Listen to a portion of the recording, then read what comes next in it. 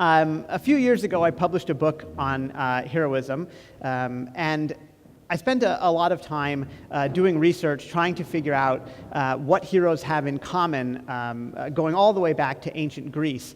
And I came up with this idea when I looked at all of the different kind of classical heroes, that heroes took a risk, or heroes made some sort of great sacrifice. And they did it in service of a principle. Right? And I noticed that happened over and over again in hero stories. Those were the things that heroes had in common. And then I thought a little bit about contemporary heroes, right? People who display moral courage, people we look up to. And we see over and over again that these are ordinary people. These are people who have done extraordinary things. And when we hear those stories, we generally feel inspired by them, and we think, what would we do? Well, we imagine ourselves to be people who would take the same kind of action, right? Who would be people who display that same moral courage. If you know any of these people, by the way, I hope you'll find me after and tell me who you recognized in this picture. But to say that we imagine ourselves taking that kind of action is to recognize that quite often people don't do that, right? It's actually the exception. It's quite rare, right? We never imagine ourselves to be people who don't go out of our way, who don't help the people who are in need. But unfortunately, most of us turn out to be wrong. Most people are not going to do the heroic thing, and that's why heroism is extraordinary. It's rare. There was a guy in New York City named Wesley Autry, and several years ago, there was a man who fell off of the subway platform, and Mr. Autry jumped down to rescue him, and the train was coming, and he covered the man up with his own body. And that's obviously incredibly impressive, incredibly heroic. They both survived. The train rolled right over them, actually, right? And there was just enough space. But there were a whole bunch of people who were standing right there on the platform, and only one person took action. The reason, of course, is something called the bystander effect, right? The more people you have standing around, the less likely that any one person is actually going to take action.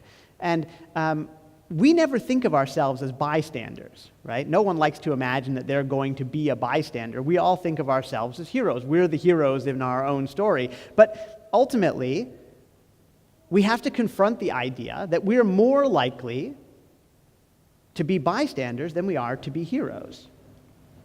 So what do we learn when we think about all of these extraordinary examples, right? People who are normal, ordinary folks, but who do these extraordinary things. And what do we reflect on when we recognize how rare it is? Well, what we should understand is that people who do heroic actions, those are people who are acting in an extraordinary way. And we should think to ourselves, well, they're also ordinary people. We're ordinary. They've just broken through that bystander effect. So what should we do? How can we come to be those sorts of people who break through the bystander effect and not the kind of people who are stuck as bystanders? It's not that we're not as good as we think we are and that those heroes are incredibly impressive. It's just that they've got practice, which means that we should do some practicing. So what I'll do with the rest of my time is give you 4 practical things that you can do when you leave here to start practicing, to make it more likely that you'll end up taking the heroic action and less likely that you'll be trapped by the bystander effect. The first thing is to have heroes. This is very easy. There are a couple of books. You can buy them right when you leave here. They were actually created in part by Matt Langdon, and they're beautiful books, and they give you stories of heroes. It helps to learn about these people, to study their backgrounds and their biographies, to try to figure out why they did the things that they did, why these ordinary people did extraordinary things. It helps because then you can put yourself in their place. You could say, well, okay, what if I was confronted with a similar sort of situation? What exactly would I do? How did this person do it? How can I do it? So check out those books. They're beautiful. They've got great drawings and lots of information. You also have to understand that you have to have the right kinds of heroes, right? Not just any hero will do. Because if LeBron James is your hero, it might encourage you to practice playing basketball, but it might not help you out when the time comes to act in a morally courageous way. Now, LeBron is an interesting example because over time, he has started to do more and more interesting, perhaps morally courageous things. He's starting to take more social risks, and so I may have to start to update this talk.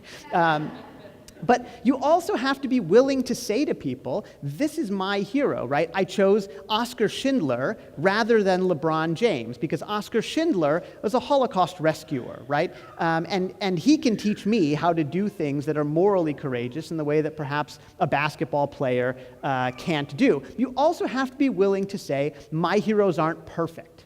Just because someone does something heroic once doesn't mean they're always going to do heroic things. And look, people are incredibly complicated. Oskar Schindler saved thousands of lives, but in other ways, he was an incredibly morally ambiguous person. It's okay to recognize that, to say, nobody is perfect. That doesn't invalidate the heroic thing that somebody did. The other thing, the next thing you can do is to be a little bit uncomfortable, right? So here's Matt in his orange pants. It's important to do things that are a little bit outside the norm, right? Matt draws attention to himself with the orange pants. Yeah? By now, people have sort of associated the orange presentation pants with Matt, and so maybe he's getting used to it a little bit. I lecture professionally. Standing up in front of people and talking when everybody else is sitting down and being quiet can be a little bit uncomfortable, but I've gotten used to it. So I have to work a little bit harder to make myself uncomfortable. I like to ask my students questions, and you know what happens when you ask students a question out of the book. They all put their eyes down. They all start flipping through the book like it's the most interesting thing they've ever seen. They really don't want to be called on. Most lecturers, as soon as they ask the question, there's 10 seconds of silence, and then they answer the question themselves. Not me. I like to really lean into that silence, right? Just let it be super awkward for a long time. Have you ever stood in front of a group of 30 or 40 people in total silence for 3 minutes? Super awkward. But it's great preparation because you have to be willing. You really have to be willing to stand up when other people are sitting down, to stand out, right? To not, to get that sort of practice being uncomfortable. The third thing, definitely more complicated than the first two, is expanding your sense of empathy. And what I mean by this is kind of noticing the humanity in other people and responding to it. Yeah? This definitely sounds more complicated, but it doesn't have to be. You can start small. An easy way is to read literature.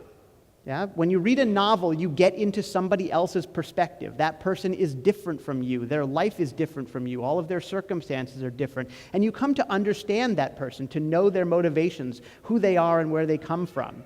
Yeah? Another way to work on expanding your empathy is paying attention at all to what's going on around you. We spend an incredible amount of time staring at our phones when we're surrounded by other people. But if you're looking at your phone, you're not paying attention to what other people are doing and perhaps what they need, right? So you're missing important cues, ways that you could get into the life of another person and help that person out. So those are kind of small building blocks for expanding empathy. Eventually, what you want to do is not just associate a sense of solidarity with people who are like you, but instead really broadly with all kinds of different people. So you have to work on that over time, obviously. It's not simple, but you can build it. The last thing I think is crucially important, and that is to do small, good things. There are lots of ways to do this, and it gets you in the habit of being a helper. Yeah? So I have 4 children, all ages 8 and under, which means that when I go to the grocery store, my hands are often very full, right? I bring my kids with me, and we've got the shopping cart, and we fill it with lots of stuff. We don't do that European thing in America where they buy for what they need that day. We buy for what we need that month. And so we have a ton of things in the cart, and I've got all the children, and I go out to my car, and I load everything in the car. And in America, you can't leave your children alone for a second. People become very agitated if they see you do this. And they will call the police on you in a heartbeat, and they say, that is a bad parent. And so I've put my kids in the car, and I've strapped them in, and as soon as I've done that, they start to fight with each other, and I've put the groceries in the car, and then I'm standing in the parking lot with the shopping cart.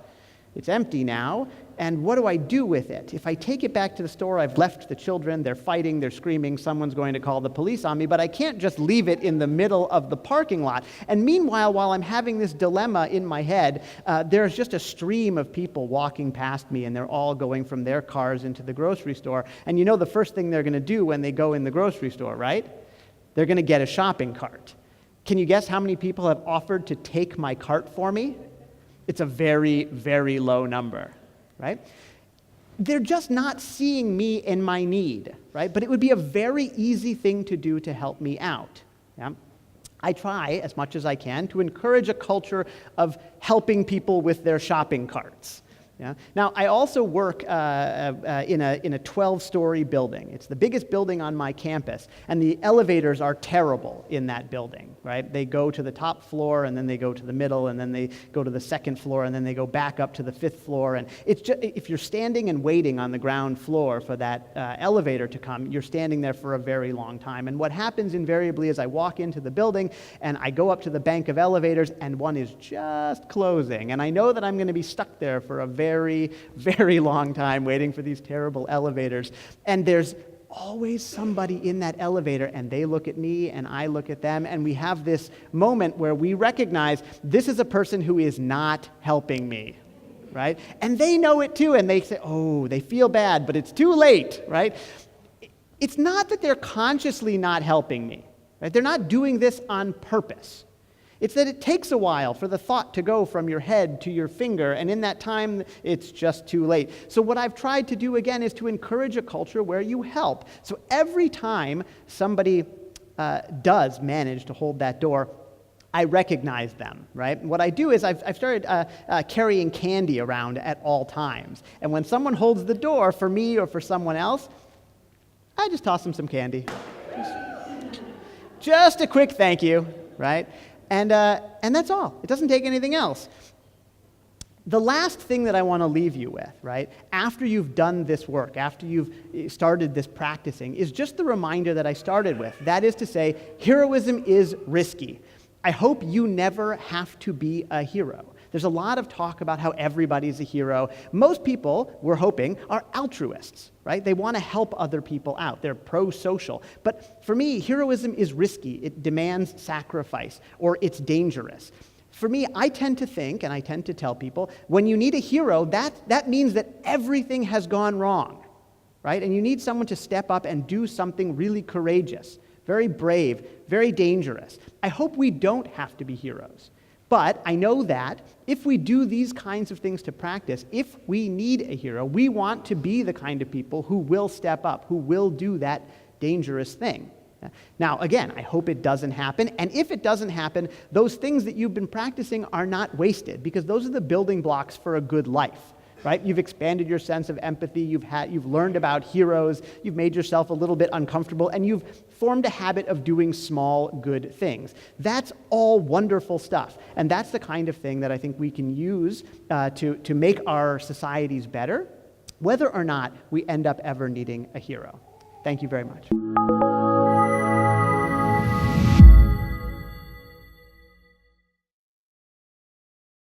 The Hero Roundtables are the global events that ask the question, what is a hero? You've just seen one hero talk. To find more and join the conversation, visit our website or social media.